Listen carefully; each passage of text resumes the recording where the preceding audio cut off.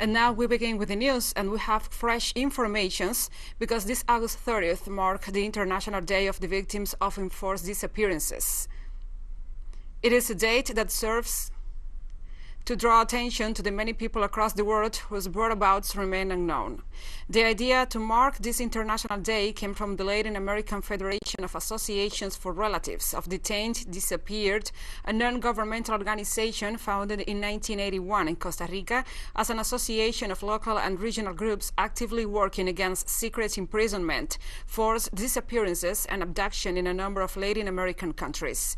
The United Nations observes the day each year to raise awareness of the use of enforced disappearance as a strategy to spread terror within different societies. As the UN noticed, enforced disappearance has become a global problem and also is not restricted to a specific region of the world.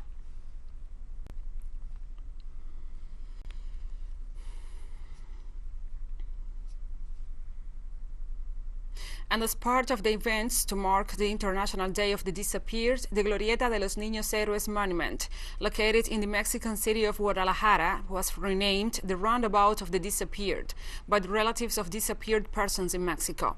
Enforced disappearances are a frequent phenomenon in the country. According to figures provided by the National Search Commission, over 90,000 people are reported as disappeared in Mexico.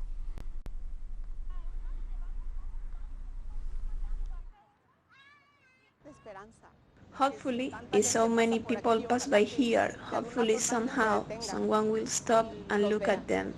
It is a way of honoring their memory. There they are not forgotten. If the authorities have already forgotten them, we, as mother or as a society, we shall not forget them because they are and we are here too.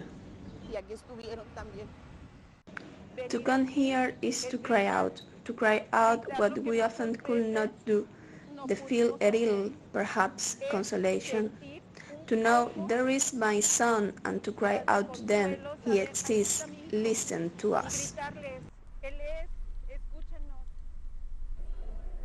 In Argentina, an event marking the International Day of the Disappeared saw a street in Buenos Aires renamed There Are 30,000, Son 30,000, on the site of the former detention and torture center of the country's last military dictatorship. An estimated 30,000 people were disappeared in the dirty war waged during Argentina's 1966 to 1983 military dictatorship.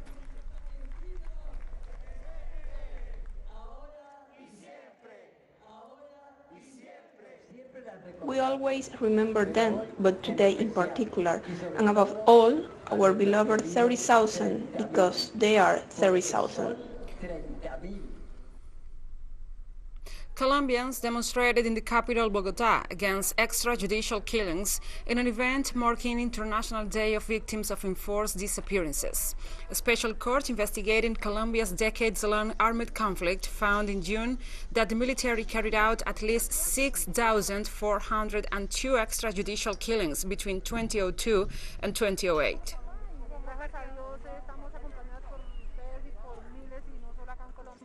This is a struggle that we have so that mothers do not continue to mourn the disappearance of their children. We hope that God will help us in the struggle, and we hope that tomorrow our children and grandchildren will be able to run freely through the cities and the countryside without fear that the army will assassinate them. We all know who gave the order.